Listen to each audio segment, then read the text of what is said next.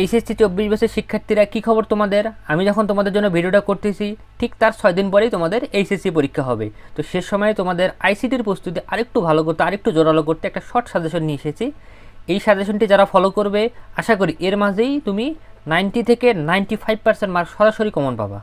তো ভিডিওটা শেষ পর্যন্ত দেখো। ভিডিওর মাঝখানে তোমাদের জন্য আমি কিছু টিপস অ্যান্ড ট্রিক্স বলবো, এগুলো যেন মিস না হয়, এই জন্য পুরো ভিডিওটি মন দিয়ে দেখো। তো কথা না বাড়িয়ে শুরু করা যাক। তো প্রথমে আমরা দেখি যে কোন অধ্যায় থেকে কতটি প্রশ্ন আসবে, কতটি বহু নির্বাচনী হবে, কতটি সৃজনশীল হবে। তো প্রথম অধ্যায় থেকে বরাবরই একটি প্রশ্নই হয়, খুব কম সংখ্যক বোর্ডে 2টি প্রশ্ন হয়েছে। তো ওভারঅল আমাদের এটা একটি ধরতে হবে। দ্বিতীয় অধ্যায় থেকে একটি অথবা 2টি। তৃতীয় অধ্যায়ের ক এবং খ 2টি মিলে 2টি প্রশ্ন হবে। চতুর্থ থেকে একটি অথবা 2টি। দেখো, যদি দ্বিতীয় থেকে 2টি প্রশ্ন হয় সেই ক্ষেত্রে চতুর্থ থেকে একটি হবে, এবং দ্বিতীয় থেকে যদি একটি হয় সেক্ষেত্রে চতুর্থ থেকে 2টি হবে, আর পঞ্চম অধ্যায় থেকে বরাবরই 2টি। এই হচ্ছে তোমার সৃজনশীলের প্যাটার্ন। এর বাইরে বহু নির্বাচনী তোমার প্রথম অধ্যায় থেকে 4টি থাকেই, দ্বিতীয় অধ্যায় থেকে 4টি, খুব কম সম্ভাবনা থেকে 5টি, তৃতীয় অধ্যায় থেকে 6টি অথবা 7টি, মানে অর্থাৎ সর্বোচ্চ 7টি, সর্বনিম্ন 6টি থাকবেই। চতুর্থ থেকে 4টি থেকে মূলত খুব কম বোর্ডে যেটা 5টি আসে। পঞ্চম অধ্যায় থেকে 5টি 6টি দিয়েছি, এবং কিছু কিছু বোর্ডে 7টি পর্যন্তও দিয়েছি। তাহলে কতটা গুরুত্বপূর্ণ এই অধ্যায়টি। তো আমি যে কথাটি তোমাদেরকে বলবো, অনেক শিক্ষার্থীর মনে এই প্রশ্নটা যে আমি পঞ্চম অধ্যায় না পড়লে কে প্লাস পাবো কি পাবো না। তো দেখো, তুমি যদি পঞ্চম অধ্যায় বাদ দাও তবু তুমি 6টির মধ্যে 5টি সৃজনশীল উত্তর করতে পারবা। তো এখানে তোমার 6টি অপশন থাকে, তুমি 5টি লিখতে পারবা। কিন্তু পুরো অধ্যায় যদি কোনো ধারণাই না থাকে, 5টা এমসিকিউ হাত ফসকে যাবে। 6টা যদি এমসিকিউ এসে তাহলে 6টি হাত ফসকে যাবে। তো দেখো, তোমার ধরলাম সর্বনিম্ন 5টি আসছে, 5টি তুমি একটিও সঠিক উত্তর করতে পারো নি। তাহলে তোমার হাতে অপশন আছে কয়টি? 20টি। এখন এই 20টির মধ্যে তুমি ধরলাম যে সর্বোচ্চ 15টি তোমার কারেক্ট হয়েছে। এবার মনে করো তোমার প্র্যাকটিক্যাল ধরলাম সর্বনিম্ন সবাইকে 23 দেয়, ধরলাম 24। তাহলে দেখো তোমার মার্ক কত আসলো? 39। অর্থাৎ তোমার এ প্লাস পাইতে দরকার 80। তাহলে তোমার সিকিউর উপরে কী পরিমাণ প্রেশার হয়ে গেল? সিকিউ পাইতে তোমার এখন 50-এ প্রায় 41 পাইতে হবে। যে 50-এর মধ্যে সিকিউতে তো প্রায় 41 মার্ক ক্যারি করতে হবে। এটা কিন্তু সো টাফ। কি জন্য টাফ? কারণ তুমি 1 আর 2 এর মতো থিওরি অধ্যায়ে রিস্ক নিতেছো। বুঝতে পারছো? এই 1, 2 থেকে লেখে প্রায় 50-এ 41 পাওয়া খুবই কঠিন।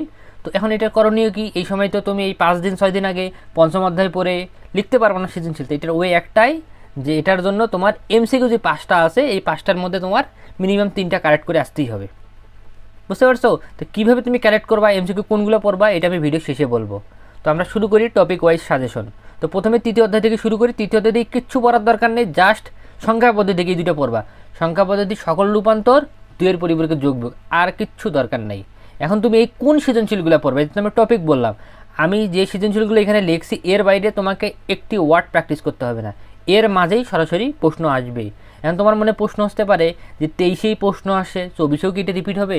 না ভাইয়া, 24-এ সেটা রিপিট হবে না, সেম ওই প্যাটার্নেই প্রশ্ন আসবে। রহিমের জায়গায় করিম, 120-এর জায়গায় 210, বিষয়টা এরকম। কিন্তু কনসেপ্ট ঠিক এটাই থাকবে। আমি সৃজনশীলগুলো পুরো বাছাই করে দিয়েছি প্রতিটা কনসেপ্ট থেকে যেন আসে। এবং এর পাশাপাশি তোমাদেরকে অবশ্যই টেস্ট পরীক্ষার এই প্রশ্নগুলো প্র্যাকটিস করতে হবে। টেস্ট পরীক্ষার কিন্তু প্রায় 150-এর মতো প্রশ্ন দেয়, সেখান থেকে নির্বাচন করে এই কয়েকটা প্রশ্ন দিয়েছি যেগুলো একটু ব্যতিক্রম আসার মতো। কেন টেস্ট পরীক্ষার প্রশ্ন প্র্যাকটিস করতে হবে? তোমরা হয়তো দেখবা যে গতবার একটা প্রশ্ন এরকম এসেছিলো যে আনকমন প্রায় 128, এবং এখানে একটা এনের মান দেওয়া ছিল, দিয়ে বলছে যে এনের মান নির্ণয় করে। এই প্রশ্নটা কিন্তু পুরো একটা ব্যতিক্রম প্রশ্ন, কিন্তু এই প্রশ্নটা একটা টেস্ট পরীক্ষা এসেছিলো, পুরোপুরি ওই প্রশ্নটাই পরবর্তীতে বোর্ডে এসে গেছে। তো এই কারণে টেস্ট পরীক্ষার প্রশ্ন খুবই গুরুত্বপূর্ণ, কিন্তু সব করা তো সম্ভব না। তোমরা এই কটা প্রশ্ন প্র্যাকটিস করবা। তো তারপর চলে যায় ডিজিটাল ডিভাইস। ডিজিটাল ডিভাইস থেকে মাস্ট এই প্রশ্নটা আসবেই। সর্বজনীন গেটের বাস্তবায়ন, ন্যান নট দিয়ে বাস্তবায়ন অবশ্যই করতে হবে, এবং এর পাশাপাশি হাফ অ্যাডার ফুল অ্যাডার পড়তে হবে। দেন লজিক সার্কিট অঙ্কন, সত্য সারণী, এনকোডার ডিকোডার। তার মধ্যে সবচেয়ে বেশি গুরুত্বপূর্ণ সর্বজনীন গেটের বাস্তবায়ন, হাফ অ্যাডার ফুল অ্যাডার। এটা হচ্ছে আমার দিনাজপুর বোর্ডের জন্য। আর বাকি বোর্ডের জন্য এই টপিক 4টাই পড়তে হবে। কোনগুলো সৃজনশীল প্র্যাকটিস করবা, এখানে যেগুলো বলছি এর বাইরে একটা সৃজনশীল প্র্যাকটিস করতে হবে না, সবগুলো পড়তে হবে। এখন তোমাদের মনে হতে পারে আমি একটা মন গড়া কথা বলতেছি, মন গড়া কথা না।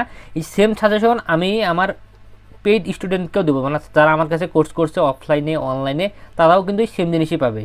তারা তো আমার কাছে পড়ছে টাকা দিয়ে, তাদেরকে তো আমি ভিউজ বাড়ানোর জন্য বা ইউটিউবের মার্কেটিং করার জন্য এই সাজেশন মানেনি, অর্থাৎ ওদেরকেও আমি সেম জিনিসই দেবো। তো তোমরা নির্ভয়ে চোখ বন্ধ করে এই সৃজনশীলগুলো প্র্যাকটিস করবো। আমি যেগুলো দিয়েছি এখানে সেম টু সেম এগুলো প্র্যাকটিস করে যাবা। এই টপিক অনুযায়ী এই সৃজনশীলগুলো দেওয়া আছে। ওকে। দেন চতুর্থ অধ্যায় থেকে 2টা প্রশ্ন আসতে পারে। যদি 2টা প্রশ্ন আসে 2টা ভাগে আসবে, একটা হচ্ছে কোড অংশ আর একটা হচ্ছে থিওরি অংশ। কোড অংশ থেকে তোমাদেরকে এগুলো প্র্যাকটিস করতে হবে। ফরম্যাটিং ট্যাগ বলতে বোঝায় তোমার যে বোল্ড করা, আন্ডারলাইন করা, ডিলেট ট্যাগ, এগুলো হচ্ছে ফরম্যাটিং ট্যাগ। আর লিস্ট ট্যাগের সবচেয়ে গুরুত্বপূর্ণ নেস্টেড লিস্ট, এটা আসার সম্ভাবনা বেশি। নেস্টেড লিস্ট কোনটা? ওই যে লিস্ট ট্যাগ তোমার অর্ডার, আনঅর্ডার, তারপর ডেসক্রিপশন, এগুলো সমন্বয়ে যে ট্যাগটা গঠিত হয়েছে সেটা হচ্ছে নেস্টেড। এটা মাস্ট প্র্যাকটিস করবা। দেন ইমেজ যদি আসে, ইমেজের সাথে হাইপার লিঙ্কটা লিঙ্ক আপ করা থাকবে, অর্থাৎ ইমেজকে বলবে তোমার হাইপার লিঙ্ক করো। একটা ইমেজ দিবে, দিয়ে বলবে এই ইমেজটাতে ক্লিক করলে এই ওয়েবসাইটটাতে বা এই ওয়েব পেজে প্রদর্শন করবে, এরকম প্রশ্ন হবে। দেন টেবিল ট্যাগ তো মাস্ট আসবেই, কোনো মিস নেই। এই টেবিল ট্যাগের ভিতরে এই জিনিসগুলো থাকবে।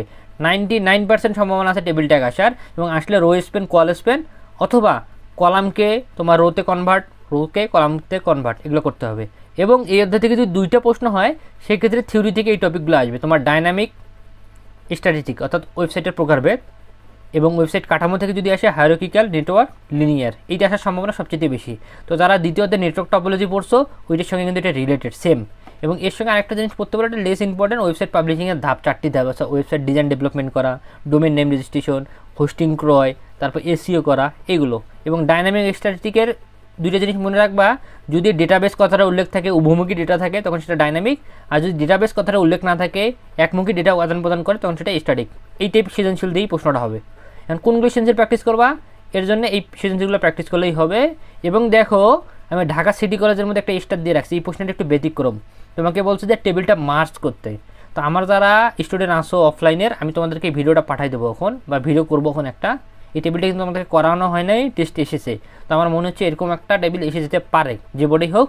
তো যাই হোক, আমি ইউটিউবেই সবার জন্য আপলোড করে দেবো, ঢাকা সিটি কলেজ। এবং এর সঙ্গে এগুলো সবগুলোই প্র্যাকটিস করতে হবে। এই সবগুলো যে কোডগুলোর কথা বললাম, যে থিওরিগুলো বললাম, এর মাঝেই এসছে। এবার আসি পঞ্চম অধ্যায়, যেটা তোমাদের সবচেয়ে ভয়ের অধ্যায়। তো পঞ্চম অধ্যায় শুরুতে বলে নেই, পঞ্চম অধ্যায় থেকে এই টপিকেই প্রশ্ন হবে অ্যালগোরিদম ফ্লোচার্ট কোড। গয়ে বলবে অ্যালগোরিদম ফ্লোচার্ট, আর ঘয়ে বলবে ওটার কোড করো। ঠিক আছে? তো এখান থেকে 2টা প্রশ্ন হবে, তার মাঝে একটা লুপ থেকে মাস্ট থাকবে, আর লুপ ব্যতীত একটা থাকবে। তো লুপ ব্যতীত যেগুলো থাকবে সেগুলোর মধ্যে তুমি বেশি বেশি প্র্যাকটিস করবা। বৃহত্তম, ক্ষুদ্রতম, কোনো বছর লিপিয়ার কিনা, লিপিয়ার টেপের খুবই গুরুত্বপূর্ণ, কারণ এই বছরটাই ছিল লিপিয়ার, কোনো না কোনো একটা বোর্ডে লিপিয়ার আসবে। তারপর জোড়না বিজোড়, ত্রিভুজে ক্ষেত্রফল সংক্রান্ত, ত্রিভুজের বৃত্ত বললে এনাপ। তারপর তাপমাত্রা সংক্রান্তে ফারেনহাইট আর সেলসিয়াস ফারেনহাইট 2টোই পড়বা। এবং 2টি সংখ্যা ধনাত্মক সংখ্যার গসাগু লসাগু, এটাও পড়তে পারো, এটা খুবই ইম্পর্টেন্ট। দেন ফ্যাক্টরিয়াল নির্ণয় এবং লুপ সংক্রান্ত মাস্ট একটি থাকবে। আমি এখানে যে কটা লুপ দিছি, এই কয়টা প্র্যাকটিস করলেই হবে। এবং লুপ যখন প্র্যাকটিস করবা, তখন অবশ্যই for, while, do while, if, go to পড়তে হবে। মানে এগুলো কোথায় পাবা? এগুলা আমার শীটের মধ্যে সব সুন্দর করে সাজানো আছে। দেখো, যে আমি এখানে বলছি অ্যালগরিদম ফ্লোচার্ট সি প্রোগ্রাম। তো আমি যাদেরকে পড়াইছি, তোমাদের তো খাতায় এগুলো লেখা আছে, এর বাইরেও আমি শীটটা দিয়ে দেবো এখন আমাদেরকে আজকে। আর যারা আসো নতুন, যাদের কাছে এগুলো নাই, আমি এখন তাদেরকে বলবো কীভাবে তোমরা এগুলো আমার কাছ থেকে নিবা। সুন্দরভাবে এগুলো সাজানো আছে। তো যাই হোক, পরবর্তী অধ্যায়ে আমরা চলে যাই। তো আমি আরেকটা যে কথাটা বললাম, অবশ্যই লুপের, তো গ নম্বরে তোমাকে বলবে অ্যালগরিদম ফ্লোচার্ট করো, আর ঘয়ে এসে বলবে ওটাকে ফর দিয়ে করো, অথবা তোমার ফর দিয়ে উদ্দীপকটা দেওয়া থাকতে পারে, ওইটাকে বলতে পারে while, do while, if, go to. এটা পড়তে হবে মাস্ট, কোনোভাবে মিস করা যাবে না। এখন আমি এটা কিন্তু কোনো সৃজনশীল লিখিনি, কারণ এগুলো প্র্যাকটিস করলেই হবে। এগুলারই তোমার বলবে ফ্লোচার্ট করো, অ্যালগরিদম করো, সি করো। এটার জন্য আলাদা কোনো সৃজনশীলের দরকার নেই। সেম এটার প্রশ্ন সবচেয়ে সহজ।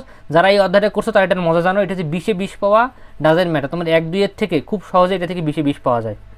দেন আসি গরিবের ধন, প্রথম অধ্যায় আর দ্বিতীয় অধ্যায়।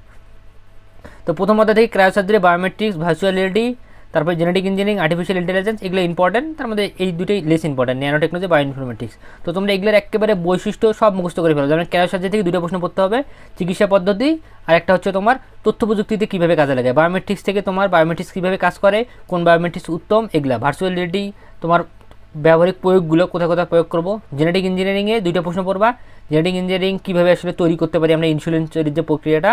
আর দেন হচ্ছে প্রয়োগগুলো কৃষিক্ষেত্রে, চিকিৎসা ক্ষেত্রে, ঠিক আছে।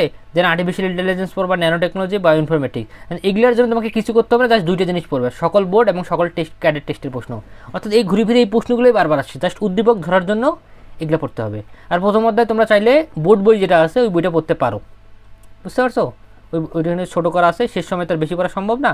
তো এগুলো পড়লেই মোটামুটি হবে। এবং এর সঙ্গে আমি আরেকটা কথা বলে রাখি, যে আমি তৃতীয় অধ্যায়ের কথা একটু আগে বললাম, যে তৃতীয় অধ্যায়ে তোমার সংখ্যা পদ্ধতি, রূপান্তর এবং 2-এর পরিপূরক, এবং এখান থেকে কিন্তু এমসিকিউ আসবে, মানে রূপান্তরের 2টা এমসিকিউ আসবে। তো সেগুলো সব ক্যালকুলেটর দিয়ে করা যাবে। তোমরা যারা জানো না ক্যালকুলেটর দিয়ে কীভাবে করে, তারা আমরা ইউটিউব চ্যানেলে আসবা, উইথ তন্ময়, এসে এই যে প্লে লিস্টে আসবে, এসে দেখবে ক্যালকুলেটর হ্যাক্স নামে একটা ফোল্ডার তৈরি করা আছে, প্লে লিস্ট করা আছে। এখানে যা দেখবে ক্যালকুলেটর সবগুলো ব্যবহার দেওয়া আছে, বুঝতে পারছো? এটা মাস্ট দেখবা, একটা এমসিকিউ ভুল হবে না সংখ্যা পদ্ধতি থেকে।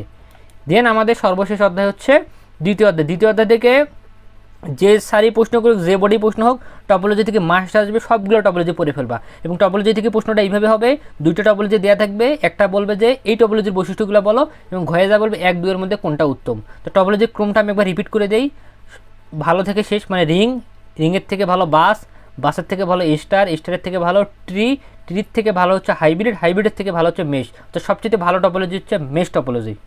দেন কমিউনিকেশন মিডিয়াম, ওয়্যার এবং ওয়্যারলেস, তার মধ্যে ওয়্যার হচ্ছে ইম্পর্টেন্ট, ওয়্যার হচ্ছে অপটিক্যাল ফাইবার যেটা আছে সেটা গুরুত্বপূর্ণ, এটা বেশি করে পড়বা। এদের বৈশিষ্ট্যগুলো সব মুখস্থ করে ফেলতে হবে। এর সাথে কোএক্সিয়াল কেবল, তুমি যেন উদ্দীপক দেখে বুঝতে পারো এটা কোএক্সিয়াল কেবল। তারপর টু স্টেট পেয়ার মানে তোমার জোড়া থাকবে, তোমার কোএক্সিয়ালে থাকতে পারে ডিজিটাল লাইন ব্যবহার করার জন্য, অ্যানালগ সিগন্যালকে ডিজিটাল সিগন্যালে রূপান্তর করে, এরকমটাকে হিন্স থাকবে। দেন তোমার transmission mode, simplex, half duplex, full duplex.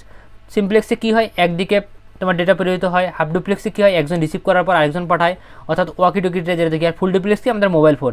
দেন data transmission delivery mode, unicast, broadcast, multicast, অর্থাৎ কয়জনকে তুমি পাঠাবে, একজনকে, দুইজনকে, না সবাইকে, এটা পড়তে হবে। দেন এর সঙ্গে নেটওয়ার্ক কানেক্টিং ডিভাইস যেমন রাউটার, হাব, সুইচ, গেটওয়ে, এই জিনিসগুলোর বৈশিষ্ট্যগুলো মুখস্থ করবা। কম্পিউটার নেটওয়ার্ক বলতে বোঝায় ল্যান, প্যান, ম্যান 1, এটাও আসতে পারে এবং আসছেও, এটাও 3 স্টার দিয়ে আছে। তো 3 স্টারগুলো পড়লেই এনাফ।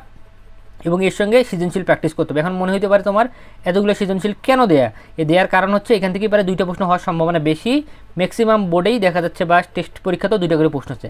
তো দেখো আমি কিন্তু বোর্ডের পাশাপাশি লিখে দিচ্ছি উদ্দীপকের প্রথম লাইনটা করে, যেমন কলেজের প্রশাসনিক, অর্থাৎ এখানে 2টা সৃজনশীল আছে, তুমি যেন বুঝতে পারো কোনটা তোমাকে পড়তে হবে, এইভাবেই সাজেশনটা তৈরি করা। ময়মনসিংহে দেখো বলা আছে এক্স কলেজ মাল্টি, মানে এই উদ্দীপকের প্রথম লাইনটা। তারপরে হচ্ছে আমার রাজশাহী, কুমিল্লা, বরিশালের টপোলজি 18 বোর্ডের। তারপর মির্জা ক্যাডেটের টপোলজি, বুঝতে পারছো? তো এখন এই হলো বিষয়। এই সাজেশনটা যারা পড়বা বা যারা ফলো করবা, আমি গ্যারান্টি দিয়ে দিচ্ছি 95% কমন পারবা। এই সৃজনশীলের বাইরে একটা ওয়ার্ড প্র্যাকটিস করতে হবে না, এই টপিকের বাইরে একটা ওয়ার্ড প্র্যাকটিস করতে হবে না। এন্ড ক খ এর জন্য কী পড়বা, এমসিকিউর জন্য কী পড়বা। ক খ এর জন্য আমি তোমাদেরকে একটা শিট দেবো, এখন ওই শিট পড়লেই হবে যারা আমার অফলাইনের স্টুডেন্ট। আর হচ্ছে সৃজনশীলের এমসিকিউর জন্য তোমাদেরকে আমি কিছু দেবো, এই এমসিকিউগুলো প্র্যাকটিস করলেই হবে। এন্ড কথা হচ্ছে যারা এই পিডিএফটা নিতে চাও শুধু, তারা কী করবা, মানে আমার স্টুডেন্ট বাদে, যারা আমার কাছে সরাসরি পড়ছো তোমাদের জন্য না, যারা দেখতেছো আমার স্টুডেন্ট বাদে, যাদের এই পিডিএফটা দরকার, তারা কি করবা, আমার চ্যানেলটা সাবস্ক্রাইব করবা, করে ফেসবুকে আসবা, এসে সার্চ দেবা আইসিটি জোন রংপুর নামে, পেজে ফলো বা লাইক দিয়ে হোয়াটসঅ্যাপ বা মেসেজে দিবা যে ভাইয়া আমার এইচএসসি সাজেশন লাগবে। অবশ্যই এইচএসসি উল্লেখ করে দিবা, কেননা আমি শিক্ষক নিবন্ধনেরও কোর্স করাই, নাহলে আমি বুঝবো না আসলে কোনটা সাজেশনের কথা তুমি বলতেছো। এই কথাটা উল্লেখ করে দিবা, দিয়ে পিডিএফটা নিবা। এবং যাদের উত্তর দরকার, যে সবগুলো উত্তর লাগবে, প্লাস আপনার ইম্পর্টেন্ট এমসিকিউগুলোও লাগবে, কখও লাগবে, তাদেরকে একটু কষ্ট করতে হবে, তাদেরকে কিছু পরিমাণ বা সামান্য কিছু পেমেন্ট করতে হবে। কেন পেমেন্ট করতে হবে, কারণ এই যে আমি উত্তরগুলো দিয়েছি, আমার শিটগুলো সব দিয়েছি, এগুলো আমার স্টুডেন্টরা আমার কাছে 4,500 5,000 টাকা দিয়ে কোর্স করার পর পাইছে। তোমাদেরকে ফ্রি দিলে কেমন হয় না, এবং এটা তো অনেক কষ্ট করে বানানো। তো যাদের উত্তর লাগবে তাদেরকে বেশি পরিমাণ না 100 টাকা খরচ করতে হবে, 100 টাকা পেমেন্ট করে এগুলো সব উত্তর নিতে হবে। আর যাদের শুধু পিডিএফ দরকার তারা ফ্রিতেই পাবা। তো যাই হোক, যার যেটুক দরকার আমাকে নক করো, সরাসরি ফোন দিতে পারো, এই নাম্বারে দিলেই আমার সঙ্গে কথা বলতে পারবা। সবার জন্য শুভকামনা রইল, সবাই বিশ্বাস ভরসা রেখে পড়ো, আইসিটি কেউ নিরাশ হবে না।